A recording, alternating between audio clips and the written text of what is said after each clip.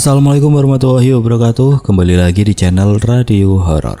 Untuk kisah kali ini ada sebuah cerita yang diambil dari Twitter dari tulisannya akun @kalistaara.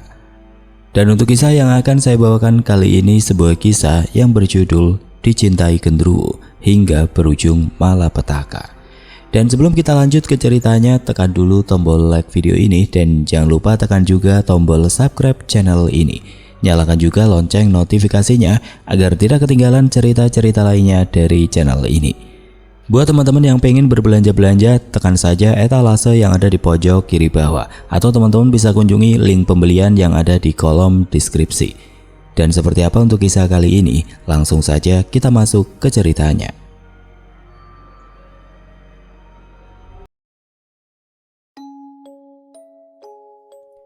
Di sini, aku mau cerita kejadian yang menimpa kakak kandung aku sendiri.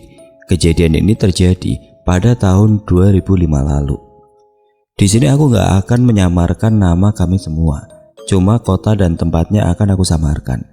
Percuma kalau kalian cari nama kita di akun maupun gak bakal ketemu, kecuali kalian baca di koran X 20 Agustus 2005. Perkenalkan, namaku Kalistaara Sabrina dan nama kakakku Kalista Mutia Sabrina. Sebelum saya cerita, udah izin dulu sama orang tua saya dan kakak saya. Pasti kalian bingung kan, gimana cara saya izin ke kakak saya? Layaknya keluarga lainnya, keluarga saya termasuk keluarga yang harmonis, kompak, dan saling mencintai satu sama lain. Saya dan kakak saya beda usia cuma 3 tahun. Nama panggilan kakak saya Mutia dan nama panggilan saya Ara. Ya, kalau digabungin jadi Mutiara. Kenapa gitu? Karena orang tua saya pengen kami berdua hidup sukses, berkilau, dan berkebutuhan cukup, dan ikut jejak orang tua saya. Kakak saya itu wanita yang gak neko-neko. Orangnya lemah lembut, rajin, pembersih, dan enggak banyak ngomong. Banyak banget yang bilang wajah kakak saya sekilas mirip sama artis Laudya Chintya Bella. Saat itu saya kelas 6 SD. Kakak saya SMP kelas 3. Ya, saya dan kakak saya itu kerjanya baku hantam terus, gak pernah akur. Kalau barang gak sama, auto barbar. Siang itu di hari Minggu yang cerah, entah setan mana yang memasuki kakak saya sehingga dia ingin cerita sesuatu ke saya. Ya, awalnya dia saya cuekin. Saya tetap main HP walaupun kakak saya lagi ngoceh-ngoceh, sampai tiba-tiba, "Kamu dengerin kakak gak sih? Ini kakak serius loh. Kamu nanggepinnya malah gitu. Ntar kalau kakak ada apa-apa baru kamu nyesel." Setelah ngomong gitu, kakak saya pergi langsung ke kamar dia. Ada penyesalan kenapa saya gak dengerin dia pas cerita tadi. Tapi saya bodoh amat. Saya bilang, iyalah, paling bahas masalah cinta. Besoknya dia gak negur saya. Dia diamin saya, anggap saya gak ada di rumah. Tapi emang sering sih dia gitu. Tapi kali ini udah hampir 1 minggu dia diemin saya. Dan ternyata dia juga diemin mami dan papi. Besoknya dia dipanggil sama papi.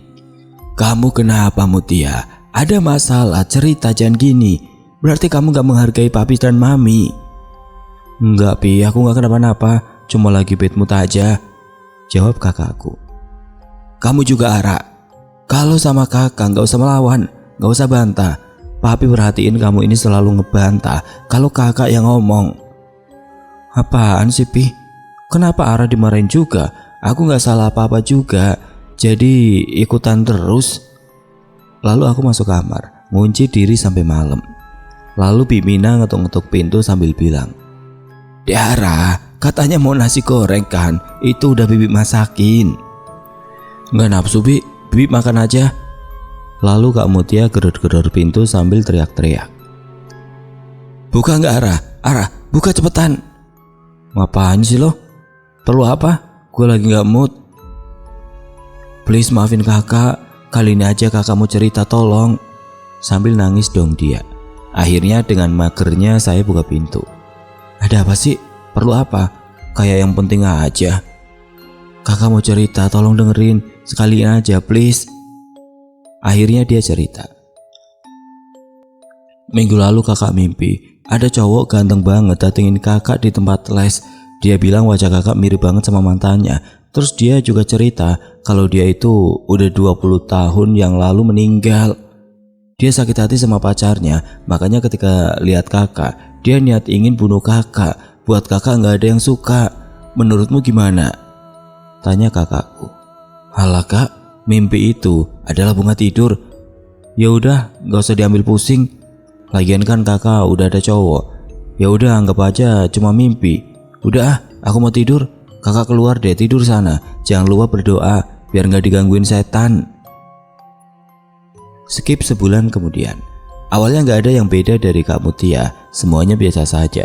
Cuma sebulan terakhir dia berubah perlahan. Yang pertama curiga malah Bik Mina. Bik Mina cerita, "Dek, bukannya kakak gak suka daging ya?" Kata Bik Mina. "Iya, gak bisa dia makan daging, langsung merah badannya. Kenapa sih Bik? Kayak baru kenal kita aja." "Oh gak apa-apa dek, Bibi lupa." "Oh yaudah Bik." Malam itu saat hujan rintik-rintik manja, dari halaman depan ada suara kresek-kresek dari pohon. Kupikir kucing atau anjing yang lagi pipis, kok makin lama makin kencang. Dengan berlagak pede dan beraninya, kubuka sedikit horden kamar. Kaget banget. Kok tumben, Kak Mutia malam-malam gini di sana? Ngapain pikirku? Mungkin lagi teleponan sama pacarnya. Besoknya Kak Mutia nanyain aku, "Ngapain kamu malam-malam duduk di ayunan? Kesambet baru tahu rasa." "Ente mabuk? Jelas-jelas kakak yang tadi malam kresek-kresek di bawah pohon mangga. Mau ngapain? Mau nyolong?" "Dih ngelak, orang gue liatnya elu kok, sumpah." Kak Mutia memasang wajah serius. "Demi apa kak? Gue liatnya elu di bawah pohon malam-malam, sumpah demi apapun," kataku meyakinkan kakak. "Alah, yaudah gak usah dibahas." Tiba makan malam. "Mutia, Ara, ngapain malam tadi renang malam-malam?" kata mami. Aku dan kakak saling pandang. Pas aku mau jawab, kakak nyenggol kakiku. "Oh gak apa-apa Mi, pengen aja. Sekalian ngajarin Ara renang, iya kan Ra?" "Iya Mi, pengen banget renang malam. Tadi gak tahu kenapa." "Ya udah Mi, Mutia udah kenyang. Mutia duluan ya ke kamar, PR banyak banget." "Ara juga Mi, besok ulangan." Kan sebelum ke kamar Kak Mutia, kalau dari dapur kudu ngelewatin ruang keluarga. Pas aku lewat, Kak Mutia bengong saja di depan TV. Aku tegur, "Ngapain katanya mau belajar?" "Ih, bohong kakak ya, aku aduin mami nanti." Tapi Kak Mutia tetap diam, gak ngasih respon. Tiba-tiba, "Ngomong sama siapa?" kata Kak Mutia dari depan pintu kamar. "Lah, itu kakak dari tadi di kamar. Terus sambil noleh dan kosong, gak ada siapapun. Karena gak mau membuat suasana semakin mencekam, akhirnya Kak Mutia kembali ke kamarnya dan aku kembali ke kamarku. Jam sudah menunjukkan pukul 00.38. Saat itu dari kamar Kak Mutia, dia ketawa ngakak. Panjang banget ketawanya, dari jam 00.38 sampai jam 00.58. Gak berhenti-berhenti. Ya aku auto takut dong ya. Ngapain ketawa selama itu? Astaga, mana gak berhenti-berhenti, gak nafas berarti. "Woi kak, berisik, ngapain sih? Gila banget jam segini ketawa ngakak."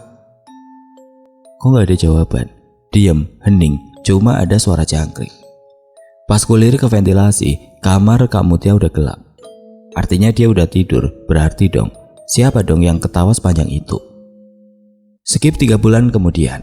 Sampai tibalah Kak Mutia jatuh sakit. Sakitnya pertama wajar, makin lama makin gak wajar. Kak Mutia gak bisa jalan, seluruh badannya kayak gak ada tulang, gak kuat buat jalan. Akhirnya dirawat di rumah sakit, sembuh, terus sakit lagi yang sama. Dibawa ke rumah sakit lagi, lalu sembuh lagi. Gitu terus sampai 6 kali. Akhirnya papi menyadari sesuatu kayak ada yang gak beres. Papi berinisiatif manggil kiai. Baru saja lihat kakak saya, dia udah gak kuat, keringetan dan nyerah, gak sanggup pokoknya. Gitu terus sampai 19 ustadz dipanggil, semuanya nyerah. Akhirnya kakak saya dibawa ke daerah Jawa. Saya izin sekolah, papi saya sengaja bikin surat izin dari kantornya biar guru percaya. Gak tanggung-tanggung saya izin 4 bulan. Rumah kiai itu masih kental banget corak Jawanya. Kami berlima berangkat, sampailah di rumah kiai tersebut. Kakak saya udah disiapin satu kamar khusus buat kakak saya. Boleh juga sih kalau kami mau tidur bareng dia. Setelah kakak saya dilihat, gak tahulah gimana kerjanya si kiai. Yang saya tahu, dia kayak baca-baca doa sambil pegang kepala kakak saya. Bicaralah kiai itu. Anak ini gak beres. Dia hamil anak gendruwo.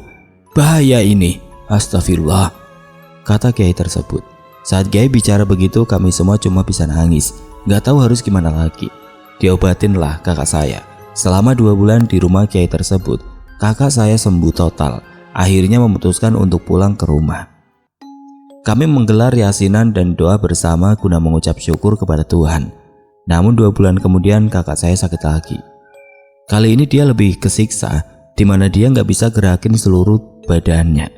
Cuma bisa kedip-kedip mata doang. Perutnya makin besar kayak orang hamil 9 bulan.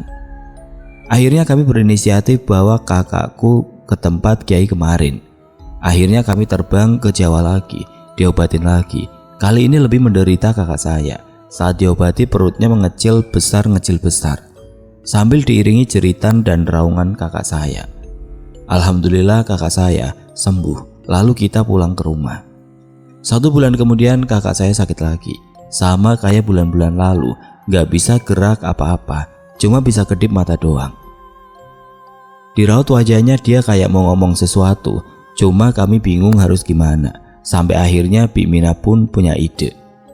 Gini aja Mi, kakak kan gak bisa ngomong, biasanya kedip-kedip mata. Gimana kalau kita beliin huruf-huruf abjad gitu, kayak anak TK itu loh yang ditempel di dinding, kata Bik Mina. Akhirnya belilah mami saya angka-angka ABC sampai Z itu.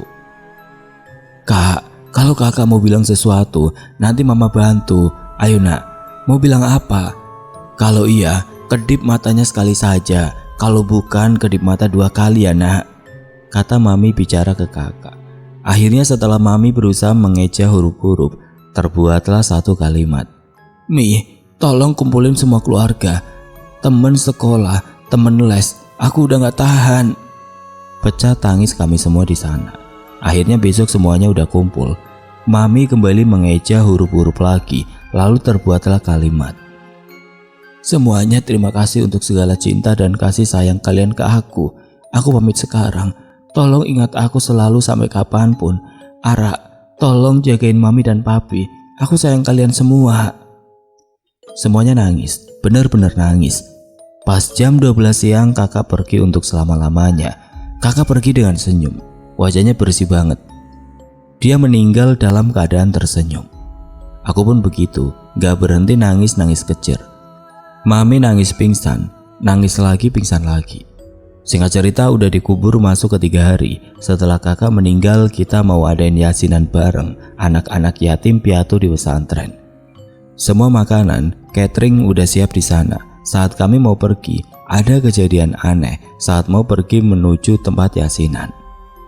Saat mau pergi menuju tempat yasinan tersebut, mobil papi gak nyala. Oke, pakai mobil mami gak nyala juga. Sampai semua mobil dan motor dinyalain gak bisa. Akhirnya papi telepon bengkel langganannya. Datanglah si mas-masnya. Pas dicek gak ada masalah, semua mobil dalam keadaan baik-baik saja. Tapi kenapa gak bisa dinyalain? Sampai ustadz pun datang. Pak, maaf, udah ditungguin di sana. Aduh pak, maaf telat. Ini gak tahu kenapa semua mobil dan motor gak nyala. Padahal udah dicek semuanya sehat-sehat saja. Tiba-tiba ustadz tersebut diam, lalu bilang, almarhum Mutia gak mau kita yasinan di tempat lain. Dia mau kita yasinan di rumah ini, rumah dia. Akhirnya yasinan di pesantren tersebut di cancel. Yasinan jadi di rumah kami. Beralih ke sudut pandang Bik Mina, mami, pemilik warung dan kiai. Sudut pandang Bik Mina. Hari itu Bik Mina melakukan tugasnya seperti biasa. Saat dia selesai masak, tiba-tiba Kak Mutia datang. Bi, masak apa hari ini? Masak balado ayam kak. Udang goreng sama tumis kangkung. Mau makan kak? Tanya Bik Mina. Gak ada rendang Bi. Aku pengen banget makan daging Bi, kata kakakku. Lah bukannya kakak gak bisa makan daging ya kak? Tumben minta masakin rendang. Please Bi, masakin dong, rayu Kak Mutia. Akhirnya Bik Mina masak rendang 1 kilo daging. Kebetulan stok santan di kulkas habis. Oh ya, Buat yang gak tahu, kalau masak rendang tersebut belum dikasih santan berarti belum masak dagingnya, masih setengah matang. Pergilah Bik Mina ke warung. Saat kembali betapa kagetnya dia lihat Kak Mutia menjilati wajan daging rendang tersebut. Padahal dagingnya baru setengah matang. Cara makannya juga aneh, langsung dari kualinya pakai tangan. Saat itu Bik Mina langsung bilang, "Ya Tuhan Kak, kan belum masak, kan masih keras," kata Bik Mina. "Gak tahan, aku sudah lapar," jawab Kak Mutia dengan suara berat. Saat Mami lihat Kak Mutia renang malam-malam, itu sebetulnya Bik Mina juga lihat, karena kamar Bik Mina gak jauh dari kolam. Namun yang dilihat Bik Mina beda. Saat Mami lihat yang renang itu aku, ternyata bukan. Bik Mina saat itu melihat Kak Mutia lagi berenang dengan sosok lelaki besar dan sangat tinggi. Di sana Bik Mina hanya bisa berdoa sambil ketakutan. Esoknya saat dia lagi beres-beres, lalu Kak Mutia nyamperin Bik Mina. "Gua tahu, lu pasti lihat kita kan malam tadi. Awas kalau lu sampai ceritain ke orang, lu gua bunuh. Dasar manusia bodoh," ancam kakakku. Bik Mina takut sekali pada saat itu, karena dia yakin pasti ada yang gak beres sama kakak saya. Karena kakak saya gak pernah ngomong kasar ke siapapun. Beralih ke sudut pandang pemilik warung. Saya lupa cerita kalau setiap malam Jumat kakak saya selalu keluar rumah dengan berbagai alasan agar bisa lolos dari Papi. Untungnya saya pernah ngikutin kakak ke warung itu. Jadi seenggaknya saya akan dapat informasi sesuatu. "Permisi Bu." "Iya Mbak, pesan apa?" kata Bu Lastri. "Enggak Bu, saya cuma mau nanya." Orang ini sambil liatin foto kakak saya. "Sering kesini kan Bu?" Seketika Bu Lastri langsung diem dan bicara. "Maaf, saya banyak kerjaan, permisi." "Bu, tolong dong, tolong kami Bu, aku adik dia. Niatku kesini pengen pecahin teka-teki yang menimpa kakakku." Akhirnya saya ceritain semua ke ibu itu. Lalu dia bilang, awalnya dia datang pesan 2 porsi sate, namun dia bilang satenya setengah matang saja. Ya udah diturutin, dia makan di sini dan dia selalu pesan kopi hitam tanpa gula 2 gelas. Karena nggak curiga ya udah selesai dibuat. Dia makan satenya sambil ketawa-ketawa entah sama siapa. Selesai dia makan, saat pegawaiku mau ngambil bekas piring dia, pegawaiku kaget, kok satenya yang 1 porsi nggak dimakan. Dan anehnya daging sate tersebut belatungan. Padahal saya nggak pernah beli daging yang nggak seger. Kejadian ini terulang hampir 6 kali. Saat itu saya nggak tahan. Saya panggil tetangga saya yang indigo. Saat lihat dia makan, tetangga saya kaget. Dia bilang, "Kakak kamu makan sama genderuwo." Saking ketinggi genderuwo itu, yang kelihatan cuma kakinya doang. Dan dia juga lihat perut kakak kamu besar. Ya mereka ketawa ketiwi layaknya suami istri gitu. Terakhir itu pas bayar dilebihin banyak, harusnya total 60.000, dia bayar 500.000. Uangnya nggak saya tolak, takut dia tersinggung, tapi uangnya saya kasih ke anak jalanan. Setelah itu saya nggak lihat dia lagi kesini, tutur Bu Lastri. Saya nangis lagi dengar cerita Bu Lastri. Akhirnya saya pamit pulang. Beralih ke sudut pandang Mami. Namanya seorang ibu, perasaan dan firasat nggak mungkin bisa bohong. Malam itu Mami ke kamar lagi sama Papi. Tiba-tiba di kamar sebelah, ruang kosong, kedengaran bunyi kayak orang lagi buka tutup lemari baju. Karena jam udah nunjukin pukul 2, gak mungkin Bik Mina masih gosok. Akhirnya Mami cek, pas dilihat ternyata kakak saya. Ditanya Mami mau ngapain malam-malam gini, dan jawaban kakak saya, "Bukan urusan lu." Langsunglah Mami tampar kakak saya. "Kurang ajar banget bicara gitu," kata Mami. Besok paginya Mami masih marah-marahin kakak. Kakak bingung. "Apaan sih Mi? Kenapa marah-marah? Mutia salah apa?" tanya kakak. "Kamu itu masih muda ya, gak usah pura-pura amnesia. Mami nyokolahin kamu itu supaya pinter, bukan buat ngelawan gini." "Gak ngerti, Mutia sama Mami ngomong apaan sih?" "Kamu kan malam tadi bentak ke Mami. Mami tampar kamu gak ingat?" "Alah, yang tadi malam di kamar gosok itu kamu kan? Nyari apa jam 2 malam berisik gangguin Mami tidur?" "Demi Tuhan Mi, aku gak keluar kamar malam tadi. Ngapain juga? Kalaupun aku mau pipis kan di kamar aku ada toilet, jadi gak keluar-keluar."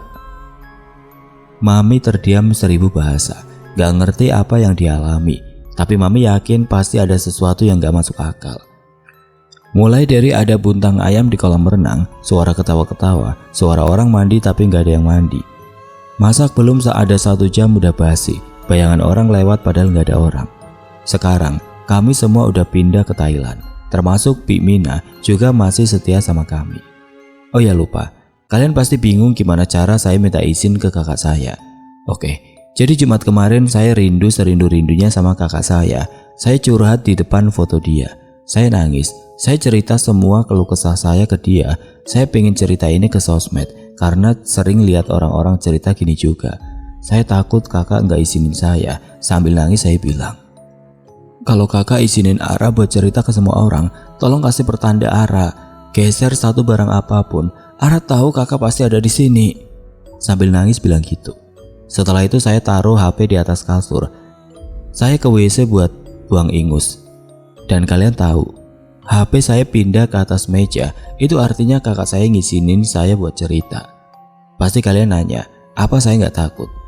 Ya enggak lah, malah saya seneng, itu artinya kakak saya masih di dekat saya. Saya juga pernah mimpi ketemu kakak saya, kayak di sebuah taman gitu. Kakak saya pakai dress putih, wajahnya bersih, senyumnya lebar. Dia bilang dia rindu kami semua di sini. Sampai tiba-tiba di awan kayak ada sebuah pintu kebuka. Lalu kakak saya bilang, sekarang kakak udah seneng di sini. Kamu jagain papi mami ya, kakak sayang kalian semua. Teruntuk kakakku, Kalista Mutia Sabrina Effendi bin Hoiril Effendi. Terima kasih untuk segala cinta dan kasih sayangmu. Sekarang kamu tidak lagi merasakan sakit luar biasa. Sekarang kamu sudah bahagia di surganya. Belum puas rasanya aku bermain denganmu. Belum puas rasanya aku memanggilmu kakak. Tepat tanggal 20 Agustus 2005 jam 12, kakak mengembuskan nafas terakhir. Tidak kuasa air mataku tumpah membasahi pipi yang sering kau cubit ini. Aku selalu mencintaimu. Sekian cerita dari saya. Percaya enggaknya itu hak kalian semua. Oke teman-teman, sekian untuk kisah kali ini. Bagaimana menurut kalian tentang kisah ini? Tulis komentar kalian di kolom komentar. Dan buat teman-teman yang baru bergabung, jangan lupa untuk like, komen, share, serta subscribe channel ini. Dan nantikan kisah-kisah horor berikutnya tetap di channel Radio Horor. Wassalamualaikum warahmatullahi wabarakatuh.